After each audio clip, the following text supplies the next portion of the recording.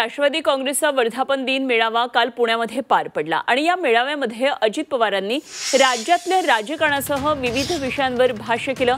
गेल्या काही दिवसांपासून अर्थमंत्री अजित पवारांवर निधी पळवल्याचा आरोप होतोय आणि यावर बोलताना मी काय खिशात पैसे घेऊन बसतो का अशा शब्दांमध्ये अजित पवारांनी शिवसेनेच्या मंत्र्यांना अप्रत्यक्षरित्या सुनावलं।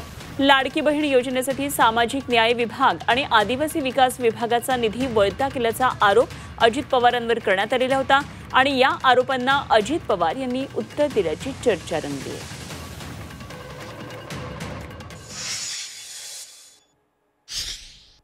कधी कधी काही जण असं बातम्या सोडतात की अजित पवार पैसे सोडत नाही।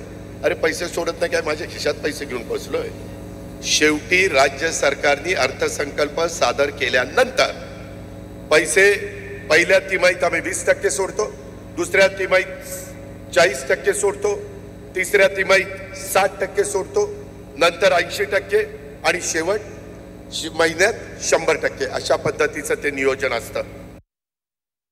खरं बोलले अजित दादा, कारण ज्यावेळेस उद्धवजींचं सरकार होतं त्यावेळेस हेच लोक अजितदादा निधी देत नाही, अजितदादा हे देत नाही म्हणून बोंबलत होते, ओरडत नाही बोंबलत होते।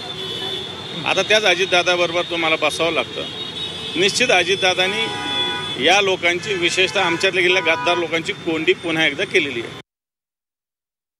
एखाद्या मंत्र्याचा जर निधी थांबवला काही कारण असतो किंवा काय, तर ते मला असं वाटतंय की काही गोष्टी मी जर मंत्री आहे आणि माझ्या जर खात्यातला काही निधी जर थांबवायचा असेल तर आम्हाला पण विश्वासात घेणं गरजेचं आहे।